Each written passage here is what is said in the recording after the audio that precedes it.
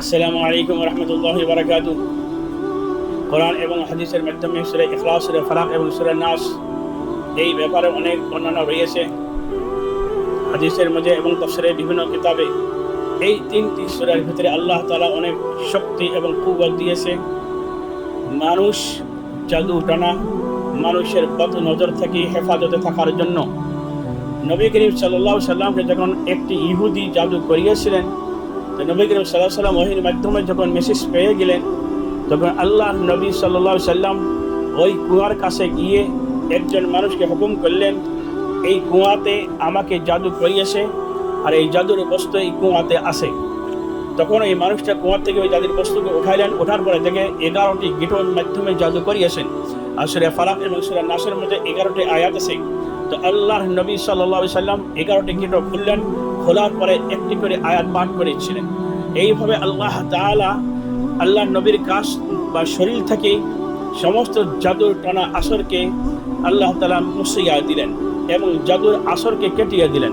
নবী করিম সাল্লাল্লাহু আলাইহি সাল্লাম হাদিসের মাধ্যমে সূরা ফালাক, সূরা নাস এবং সূরা ইখলাসের অনেক বর্ণনা দিয়েছেন।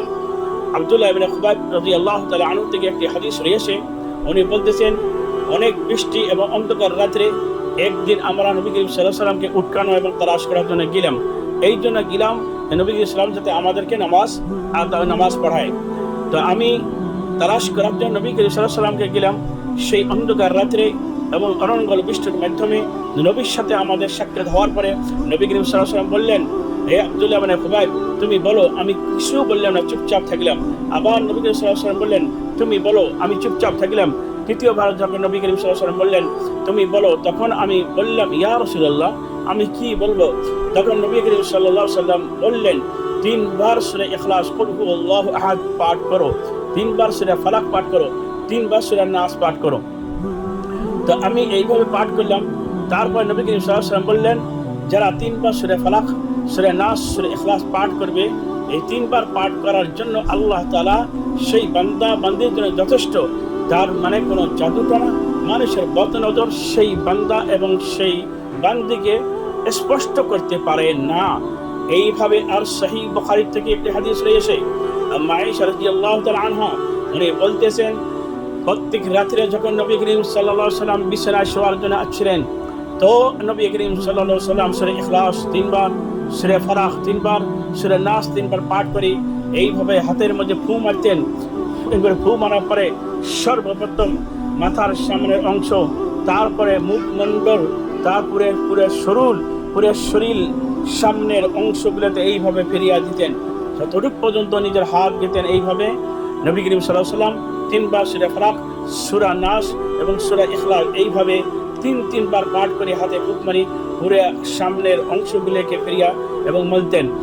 এর দ্বারা নবী করিম সাল্লাল্লাহু আলাইহি ওয়াসাল্লাম বলেছে, কোনো ধরনের জাদুটানা, মানুষের বদনজর, মানুষের বেয়াখেয়াল এবং শর থেকে আল্লাহ তাআলা পানাহ দেয় এবং হেফাজতে রাখে। আরও অনেক হাদিস রয়েছে সূরা ইখলাস, সূরা ফালাক এবং সূরা নাসের ব্যাপারে। এই জন্য আমরা প্রত্যেকটা মা বোনেরা, প্রত্যেকটা ভাই ব্রাদার মাগরিবের নামাজের পরে আমরা 3 বার এই সূরা ইখলাস, সূরা ফালাক এবং সূরা নাস, এবং সকালে এইভাবে 3 বার করে যদি আমরা এই 3টি সূরা পাঠ করি, আল্লাহ তাআলা অনিবার্য আমাদেরকে সমস্ত জাদুটানা থেকে হেফাজতে রাখবেন আশা করা যায়। আর যারা জাদুটানা করে, এটা বহুত বড় পাপ, এক গুনাহ কবিরা, ঈমান থেকে খারিজ হয়ে যাওয়ার সম্ভাবনা থাকে। এই জন্য যারা জাদুটানা করিয়েছে ভুল ক্রমে তারা তওবা করে নেবেন। আর যারা করেন নাকি ভবিষ্যৎ করার ইরাদা করবেন না, আপনি আমি ঈমান থেকে খারিজ হয়ে যেতে পারি। আল্লাহ হেফাজতে রাখুক সবাইকে। আমি ইসলামের ভাই বোনেরা এবং সমস্ত মানব জাতিকে আমি কোরআন হাদিস থেকে নিজের জান মাল, নিজের শরীরকে হেফাজত করার জন্য আল্লাহ তাআলা যেটা আমাদেরকে দোয়া দিয়েছে, যেটা সূরা দিয়েছে, আমরা এই কথাটা আগে শেয়ার করে দেব এবং আমার সাবস্ক্রাইব করে দেব, যাতে এই চ্যানেলে আমি ভালো ভালো দিন, ইসলাম এবং নবী করিম সাল্লাল্লাহু আলাইহি ওয়াসাল্লামের বাণী আমি প্রত্যেক দিন দিতে পারি। আপনারা আমার জন্য সবাই দোয়ায়ে খায়ের করবেন আশা করি।